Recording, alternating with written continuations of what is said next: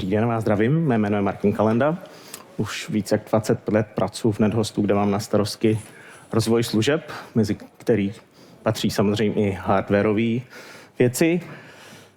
Dneška bych rád přednesl svůj kravaťácký pohled z tvrdý finanční praxe na amortizaci hardwareu a akvizici hardwareu vzhledem k tomu, že jsme na studentském prostředí, tak pro vaše projekty. Tady v sále plným geeků, vývojářů, adminů a studentů bych se rád podíval trošku jiným pohledem na problematiku právě serverového hardwareu pro machine learning a hardwareu pro provoz jazykových modelů. Pokusil bych se na příkladech pro každý segment nastínit problémy, které vás čekají při rozhodování o tom, jaký hardware do těchto projektů pořídit.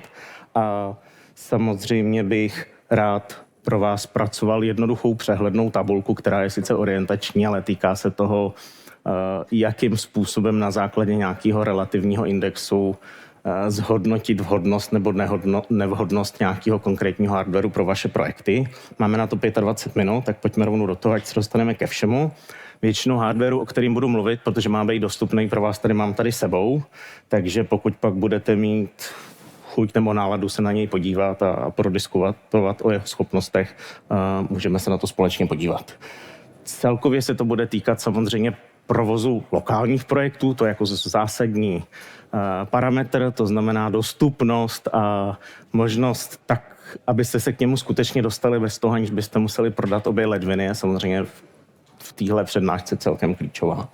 Tak, základní důvody pro lokální workload. Vy jako vývojáři, admini, správci systému, konzultanti, kdokoliv, co prostě se dnešním IT uplatní, budete pravděpodobně ve vývoji projektu jednou konfrontování s fází, kdy přijde okamžik, kdy budete testovat provoz nad reálnými daty a přesně to je okamžik, kdy nebudete moct tato reálná data veřejně bezhlavě testovat proti všem veřejným službám, který se vám namanou a který chcete vyzkoušet. Proto je důležité si uvědomit, že vy jako technici máte nadhled, který často klient nebo zákazník nebo vedoucí projektu velmi často nemá a očekává od vás konkrétní řešení a záruky o to, jakým způsobem ten provoz zajistíte při tom, kdy vám stanoví požadavky, které jsou velmi často díky tomu, že jsou lidi zvyklí z veřejných AI služeb založený na velmi nereálných očekávání o schopnostech těchto věcí. Pojďme teda společně hledat na trhu reálně dostupný hardware, kde dostanete hodně muziky za málo peněz, aniž byste museli vaše data pouštět ven. Tady bych se rád zmínil především o jedné podstatné věci, a to je scaling workloadu, respektive jakým různým způsobem my a ve své profesi přistupujeme k návrhu akvizice hardwarových zdrojů obecně. Ty workloady se jako dost zásadně liší průběhem té cenové částky a té užitné hodnoty. To znamená, přestože se pořád bavíme o dostupných věcech, tak se v absolutních číslech bavíme o desítkách až stovkách tisíc na hardware, který budete potřebovat na realizaci seriózních projektů. Využijte proto mých chyb, kdy já jsem se xkrát spálil a vy se jim prosím vyhněte. V rámci toho bude mým primárním úkolem uchopit ekonomickou realitu a vnímat rozdílný pohledy na škálování těchto workloadů pro různý typy nasazení. Já chápu, že jako ta přednáška a to publikujeme především technický, nicméně, když ten projekt finančně nenavrhnete dobře, tak on krachuje tak jako tak a prostě ho nedovedete do úspěšného konce. Pro CPUčko a machine learning je situace celkem jednoduchá. Pro CPUčky je to v podstatě lineární, kdy vy si pak zvyšováním množství soketů anebo počtu jader můžete naopak při lineárním nárůstu ty náklady jako celkem slušně optimalizovat.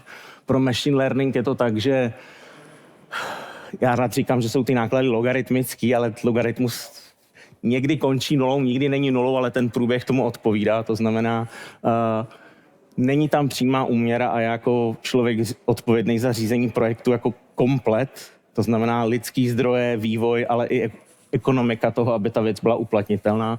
Samozřejmě mám tendence přistupovat k tomu, že to mírné navýšení za velký efekt je samozřejmě žádoucí. Zatímco u těch jazykových modelů, samozřejmě, který dneska hýbou světem, je ten průběh úplně nejhorší možný pro vás. Je jako ideální pro zákazníka, ale je katastrofální pro ten projekt. protože on je v podstatě jako víc než exponenciální. Máte to jak s autama, prostě Trabant, co jede 60, koupíte za 50 000, Oktávku, která jede 120 za 150, ale něco, co jede 400 km hodině, už nekoupíte za 400 000.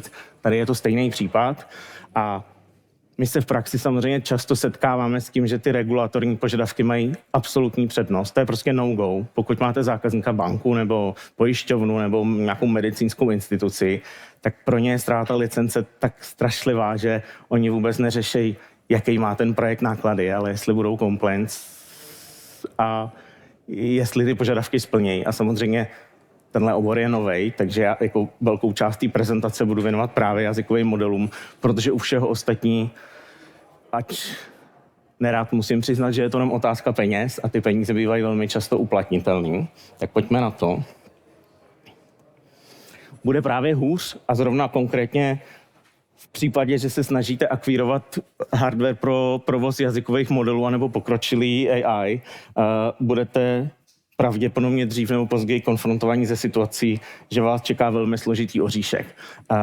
Tahle přednáška je o akvizici hardwareu pro vaše domácí projekty a pro testovací prostředí, to znamená, nebavíme se o enterprise nastavení, protože tam už vstupují do hry strategické zájmy, projektové ceny a podobné věci. Bavme se o tom, co vy jako vývojáři nebo lidi, kteří si to chtějí prostě zkusit, potřebujete proto, abyste se dostali k dostupnému hardwareu, na kterým pustíte opravdu schopný a vysoce parametrizovaný modely. Jenom doplním, ta grafika vypadá tak, jak vypadá, protože jsem si dal zásadu, že celou prezentaci připravím jenom s lokálními modely u sebe doma, takže přesvědčit AI, aby ta hvězda smrti jako vysoce pokročilý systém byla menší než ty ostatní, mi dalo velkou práci a stejně se to nakonec nepodařilo. To znamená, základní věc, která vás čeká, je, že budete muset zcela jednoznačně ustoupit z požadavků na výkon. Vy pokud potřebujete něco testovat jako vývojáři nebo v rámci projektu mít nějaký lokální prostředí pro testování, musíte prostě jednoznačně v rámci ekonomiky provozu přistoupit na hru, kdy ta věc bude sice velmi schopná, ale nebude výkonná.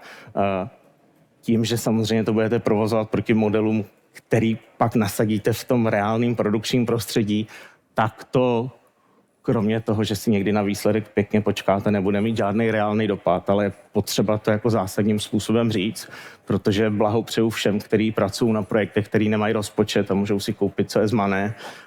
My to štěstí nemáme. Tak.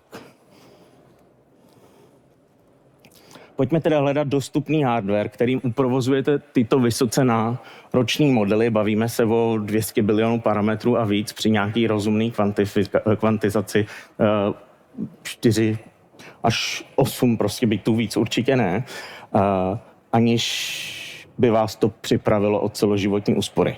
Základním klíčem k úspěchu za mě vyžaduje především triček přes ručku a to je přiznat si, že unifikovaná paměť je prostě v tuhle chvíli game changer, který vám jako vývojářům přinese možnosti řešit a provozovat modely, ke kterým se prostě v jiném normálním setupu nedostanete prostě. Jo, připravil jsem úplně základní přehled. Všechno tohle, co tady vidíte, je ověřený praxí, tak jak jsme to u sebe prozatím odprovozovali. Jedinou výjimkou, kde vám budu lhát, je Intel B50, která vyšla před týdnem. Nicméně, protože se tématu striktně týká, tak jako informace, že karta pro jazykový modely s VRAM 32, hromadě věcí, které vidíte tam vpravo. Speciálně, aniž by byl nějaký hater, si vytáhnu Intelí řešení, kde bych jako tím, že řada z vás jako komunitní a fandové open source zmínil jednu skutečnost, že oni sami přiznávají, že AI je jenom kvůli tomu, aby měli certifikaci pro Copilot, ale pro reálný nasazení v AI je jako v podstatě nepoužitelná. Mí oblíbení šampioni jsou samozřejmě Macy a NVIDIA Spark, protože díky relativně vysoké paměti, která je 128 GB a v případě Apple ještě velmi rychlému NVMe disku, můžete v rámci toho svého výzkumu a testování umožnit tomu systému swapovat. To znamená, že jste schopný výrazně přetížit ten hardwareový setup, aniž byste způsobili to, že to nebude fungovat. Prostě vám to bude trvat dlouho, token rate vám klesne klidně na půl tokenu za vteřinu, ale výsledek se dostaví a to je pro testování důležitý. Tak. Co bych tomu ještě dodal? Separátně bych zmínil řešení od firmy AMD, což je Ryzen 9X AI. To jsou systémy dostupné už od 30 000 bez paměti, to znamená do 50 000 postavíte systém ze 128 GB paměti. Jediný důvod, proč ho nemám rád, je, že má pomalý SSDčko, takže to swapování tam sice taky funguje, ale mnohonásobně složitější. Než přejdu k dalšímu slajdu, jak bych řekl jednu důležitou věc, já jsem připravil to srovnání i nad reálnými daty, ale záměrně tak, abych v podstatě poplival sám sebe, to znamená, abych vám dal prostor mě pořádně zahejtit a na konci diskuze mě přednášky pořádně strhnout, protože jsem ty modely v tom workloadu záměrně přetížil, to znamená výsledky, které jsem tam vygeneroval, odpovídají situaci, která je jako značně hypotetická a jsou tam především proto, abych demonstroval ty cenové rozdíly. To znamená, tohle je přehled, který zobrazuje reálný náklad na provoz příslušného workloadu po dobu 4 let s 50% využitím, kterýho my běžně dosahujeme.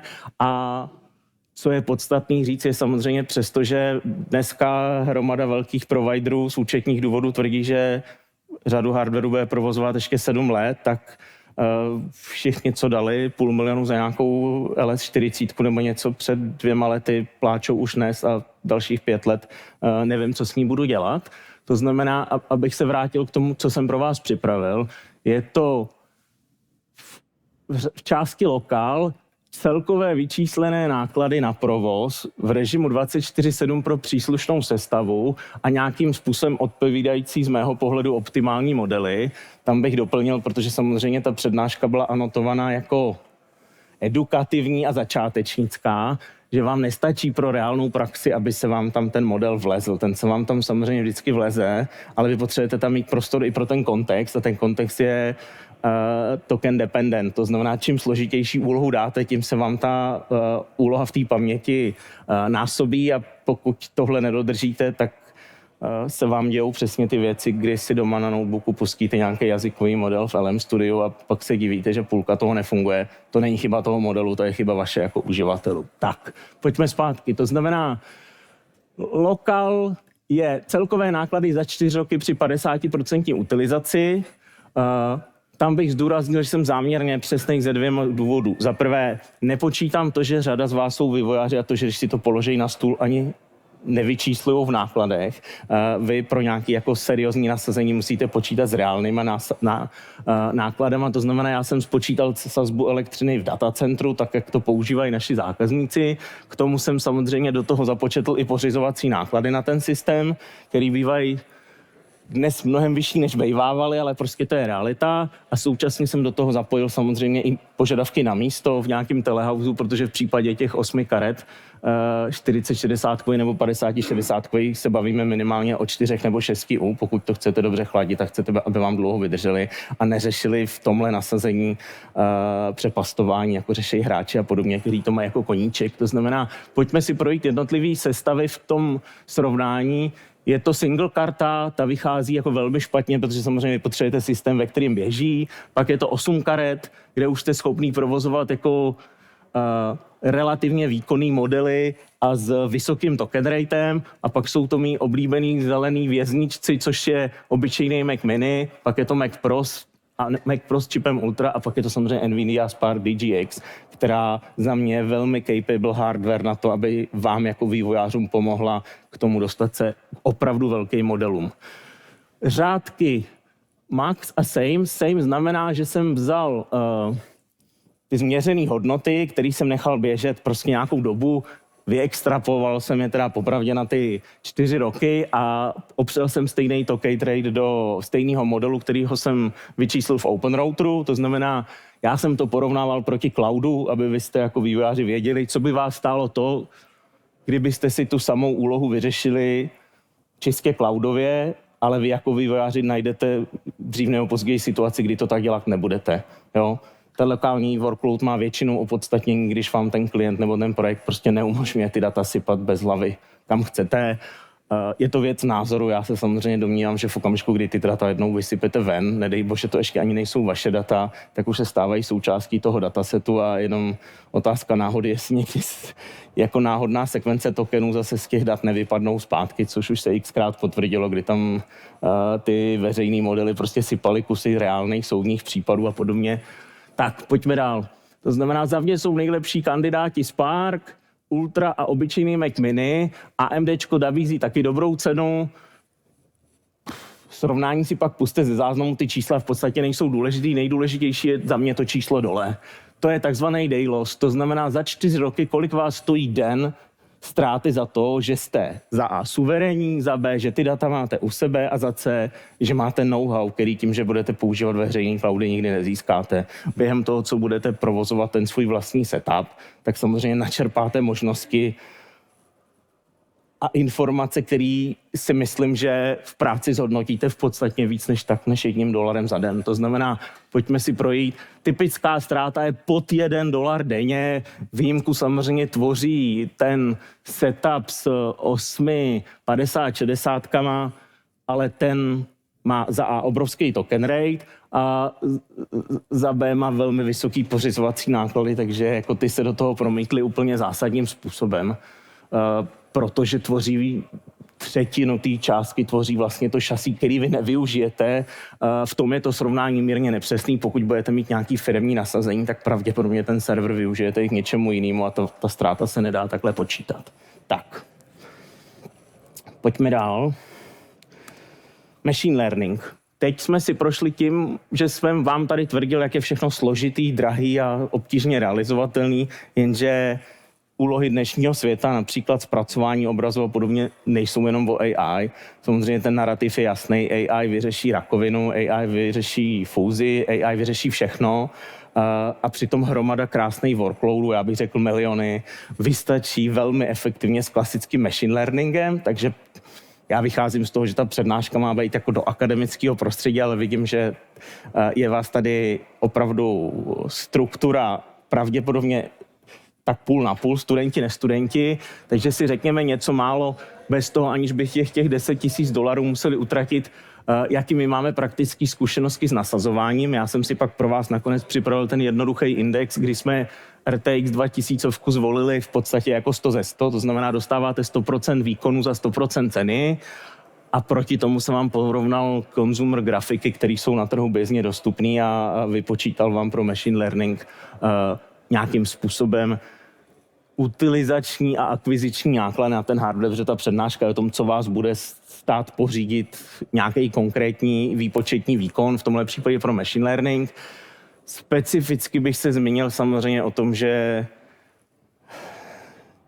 dobří vymýšlejí, nejlepší kopírujou, to znamená nakonec stejně dopadnete tak, že půjdete do NVIDIA, ať se vám bude chtít nebo nebude chtít, protože hotový prostředí a tisíce hotových projektů, které řešili to, co vy, je pro vás prostě báječná základna.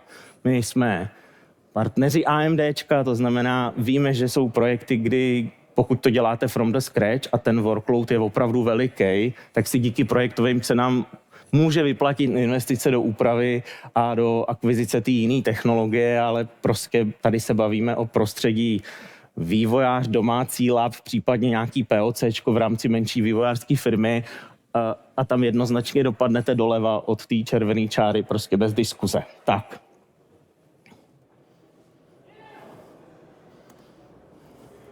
To samý jsem pro vás udělal vzhledem k tomu, co se děje na trhu ze servery. Tam bych jednoduše připomněl, že my kupujeme servery teda bez disků, protože se zdají levný.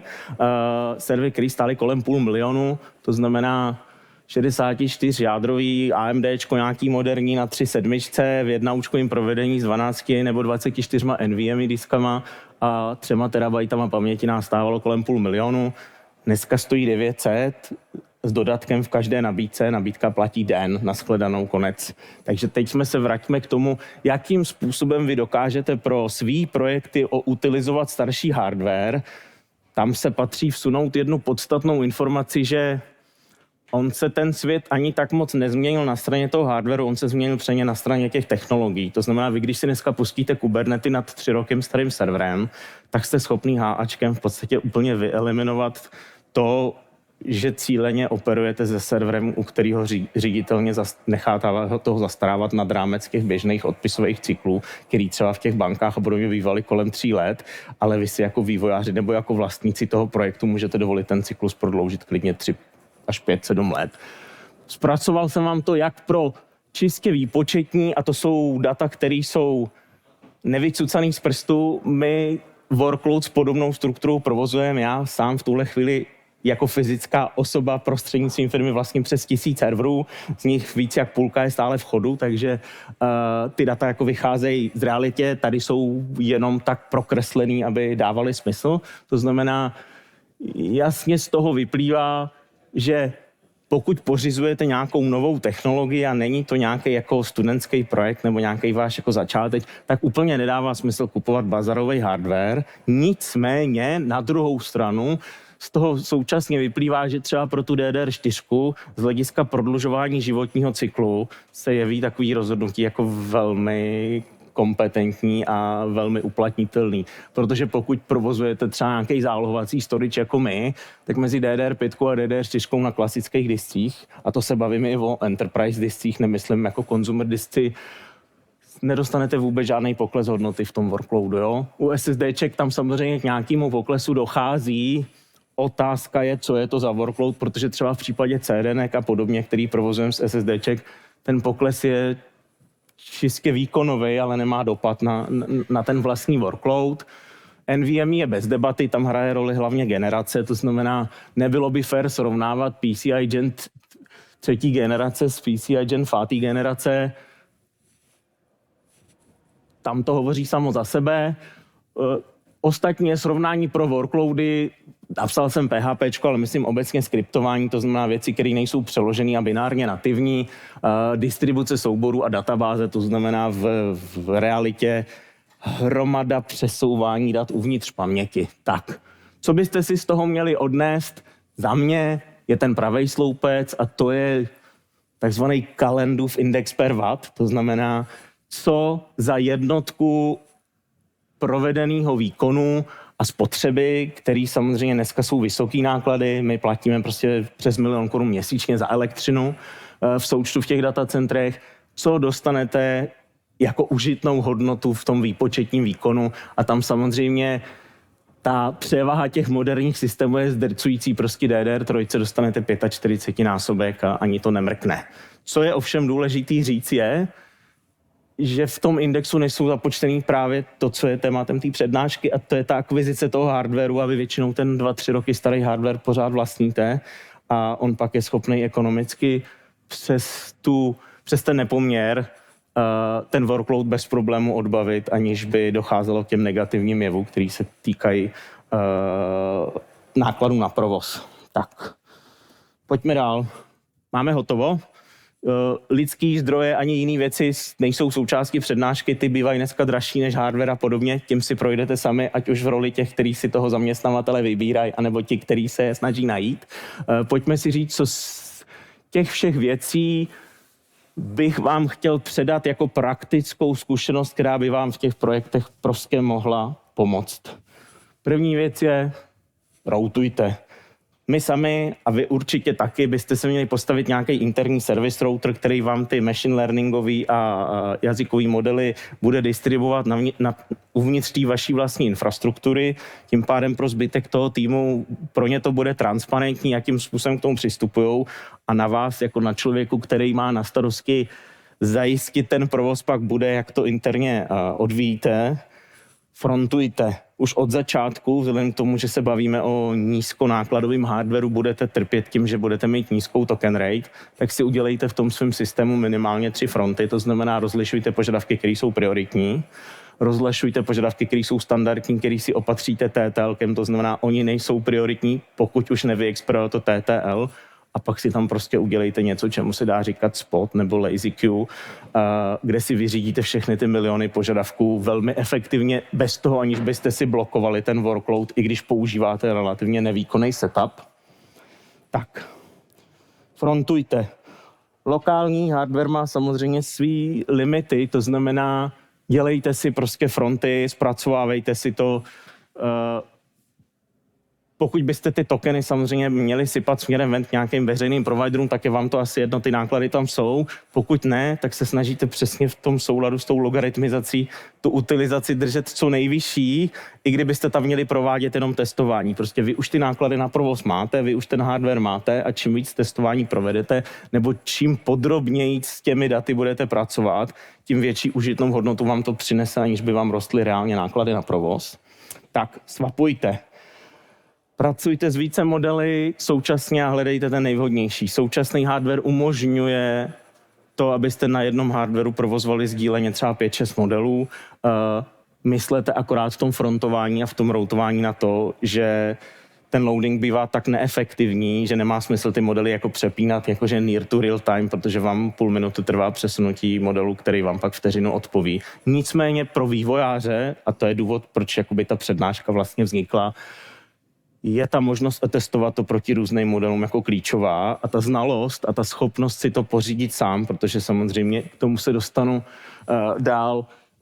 Upravit tu rychlost je jako katastrofální dopad na tu efektivitu a jako dřív nebo později dojdete do stavu, že budete skutečně experimentovat a slovo experimentální bude mít ten svůj pravý puristický význam, kdy vám to bude fungovat líp jinak a vy nebudete vědět proč, ale prostě budete vědět, že to tak je.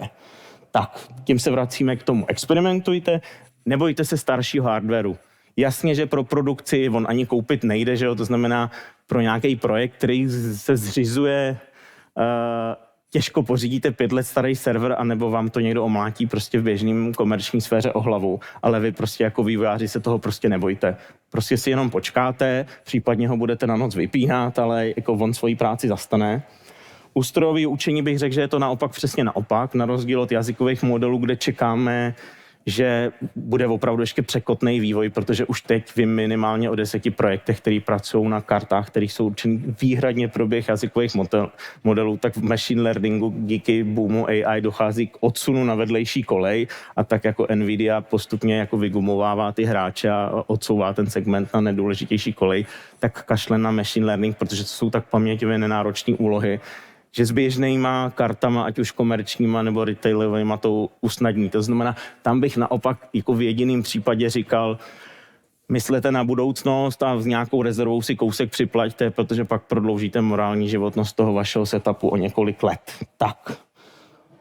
To by bylo asi všechno. Na závěr bych si popřál, aby tahle mánie s cenama hardwareu už jako dřív nebo později přestala, už by bylo na čase. Děkuju za pozornost a pokud mi samozřejmě chcete rozmetat mé argumenty a podusit mě, tak jsem vám k dispozici až do večera. Tak jak jsem řekl, kdybyste si pak chtěli prohlídnout jak Sparka, tak Mac, tak AMDčko, tak jsem tady k dispozici. Dobře, máme prostor na nějakou jednu otázku rychlou, jestli někdo má. Dobře, tak třeba na party nebo později venku, třeba se někdo ještě ozve. Děkujeme. Třeba jít tam do ledvin v chodbě za své názory. Uvidíme. Děkujeme za přednášku, díky. Já děkuju.